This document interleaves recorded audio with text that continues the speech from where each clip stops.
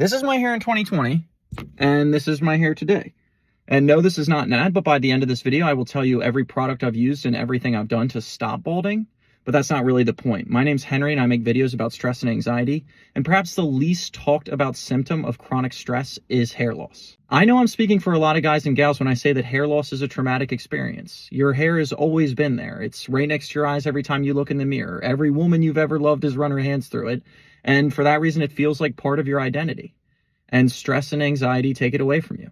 I've had chronic anxiety for as long as I can remember, and during high stress times in my life, I start to lose a lot of my hair. In 2020, when I turned 26, I was going through a rough patch and a ton of my hair started falling out. Up until that point, it was just minor hair loss, but now it felt like balding. And I sort of had a come to God moment. I decided I was going to do whatever I could within reason to hang on to my hair. And I'm 32 years old now, and I'm still fighting the good fight.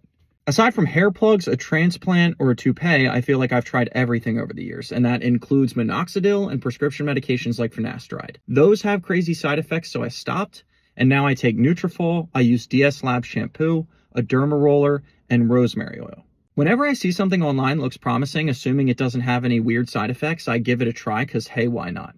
So more recently, I swapped out the rosemary oil for this Be Body Wise stuff, because it has other helpful active ingredients in addition to the rosemary oil, but mainly it's just super easy to apply.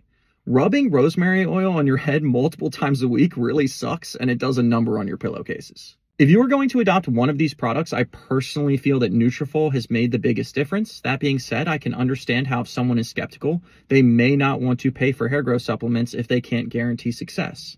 For the record, I am not paid or sponsored by any of these companies. I'm just trying to be transparent about what I do.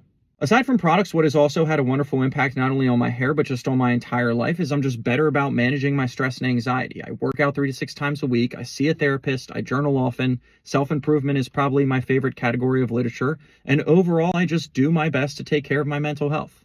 With or without hair, I will never stop doing these things for my anxiety. That said, if you are losing your hair, know that I see you and I feel you.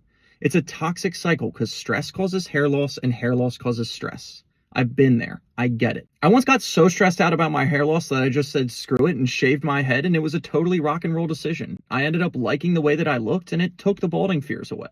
Bald is beautiful. Hair loss is a sign of aging, and aging is beautiful, and you are beautiful, and don't let any ridiculous societal standards tell you otherwise.